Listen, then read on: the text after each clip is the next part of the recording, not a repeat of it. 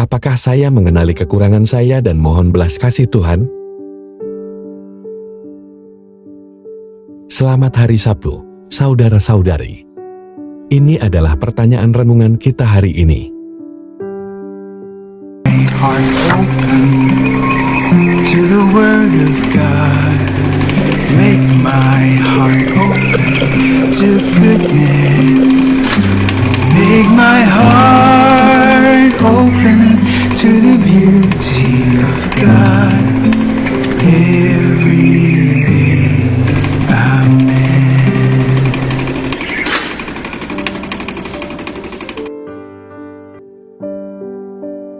Sebelum kita melanjutkan renungan kita, saya berharap Anda memaklumi dan memahami saya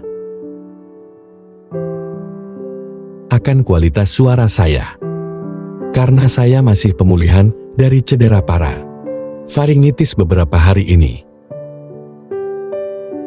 Terima kasih banyak.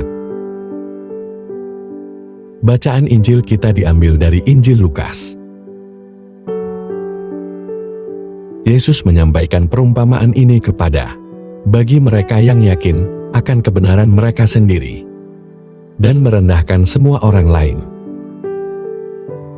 Dua orang pergi ke bait Allah untuk berdoa. Salah satunya adalah Farisi, satunya lagi adalah pemungut cukai. Farisi mengambil posisinya dan berdoa dalam hatinya. Ya Tuhan, terima kasih. Saya tidak seperti kebanyakan manusia. Bukan perampok, bukan orang lalim, bukan pezina, bukan juga seperti pemungut cukai ini. Saya puasa 2 kali seminggu dan memberikan 1/10 dari seluruh penghasilan saya. Namun, pemungut cukai itu berdiri jauh-jauh, bahkan tak berani menengadah ke langit.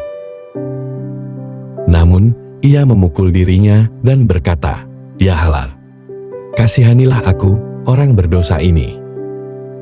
Aku berkata kepadamu, orang ini pulang dengan dibenarkan Allah. Bukan orang pertama itu. Sebab barang siapa meninggikan diri, ia akan direndahkan. Dan barang siapa merendahkan diri, ia akan ditinggikan." Bagaimana kita bisa tahu apakah doa kita disenangi Tuhan atau tidak? Bagaimana kita bisa mengharapkan Tuhan mengabulkan doa kita? Kita senantiasa membutuhkan kasih karunia dan pertolongan Tuhan. Itulah sebabnya Alkitab memberitahu kita bahwa Tuhan menentang orang yang sombong. Namun, Dia memberikan kasih karunia kepada orang yang rendah hati. Yesus memperkuat pesan ini dalam kisah 2 orang berdoa. Dalam Lukas 18 ayat 9-14, Yesus membandingkan orang Farisi yang sombong dengan seorang pemungut cukai yang rendah hati, menekankan bahwa Allah mengutamakan kerendahan hati dan memberikan belas kasih bagi mereka yang menyadari kebutuhan mereka akan hal itu. Sementara orang sombong akan direndahkan. Farisi yang yakin akan kebenaran mereka, memuji diri sendiri, membanggakan praktik religiusnya, dan menghakimi orang lain, khususnya pemungut cukai tersebut. Sebaliknya, pemungut cukai itu sadar akan dosanya. Berdiri jauh-jauh, ia memukul dadanya dengan rendah hati memohon belas kasihan kepada Tuhan. Yesus berkata, pemungut cukai itulah, bukan orang Farisi itu, yang pulang ke rumahnya dengan dibenarkan. Ini menekankan bahwa rahmat Allah tidak diperoleh melalui amal ibadah atau pembenaran diri, namun diberikan secara cuma-cuma bagi mereka yang dengan rendah hati mencarinya. Yesus memberikan perumpamaan tentang prinsip doa dan hubungan kita dengan Tuhan. Ini dilakukan dengan membandingkan 2 sikap berbeda terhadap doa. Orang Farisi yang mewakili mereka yang sombong dalam praktik keagamaan mereka, meninggikan diri dengan merugikan orang lain, terlalu asik dengan kepuasan diri dan pujian diri, doa tinggi hati, berpusat pada praktik agamanya, daripada kebaikan, rahmat dan pengampunan Tuhan.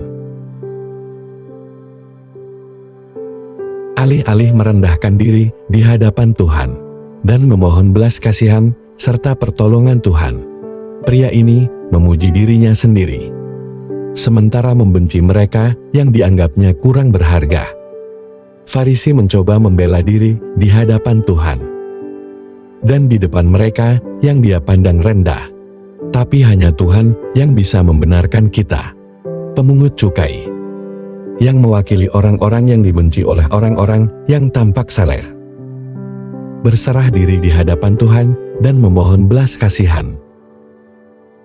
Tuhan kita mengabulkan doanya, karena ia sungguh menyesali dosanya. Dia mencari Tuhan dengan rendah hati, bukan dengan kesombongan. Perumpamaan ini menawarkan kesempatan dan peringatan. Kesombongan mengarah pada kebanggaan diri dan kebutaan rohani. Kerendahan hati sejati membantu kita melihat diri kita apa adanya di mata Tuhan, mendorong kita untuk mencari belas kasihan dan bantuan Tuhan. Tuhan bersemayam bersama orang yang rendah hati, yang mengakui dosa mereka sendiri, dan mengenali belas kasihan serta rahmat penyelamatan Allah. Dia bertahta di tempat yang tinggi dan kudus, dan juga dengan Dia yang berjiwa taat dan rendah hati. Tuhan tak bisa mendengar kita jika kita sombong dan merendahkan orang lain. Apakah Anda dengan rendah hati mencari belas kasihan Tuhan? Apakah Anda menunjukkan belas kasihan kepada orang lain, terutama mereka yang sulit untuk Anda kasihi dan ampuni? Marilah kita berdoa. Dalam nama Bapa dan Putra dan Roh Kudus, amin. Tuhan, saya datang kepadamu bukan sebagai orang yang membanggakan diri atas perbuatan saya,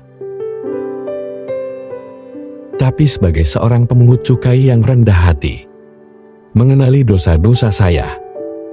Kasihanilah saya, orang berdosa.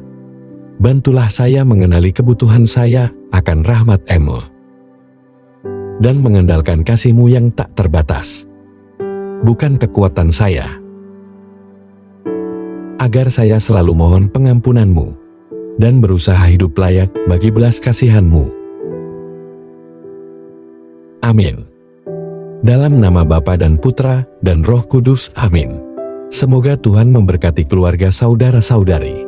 Semoga Tuhan memberkati gereja Katolik kita Dan Couples for Christ.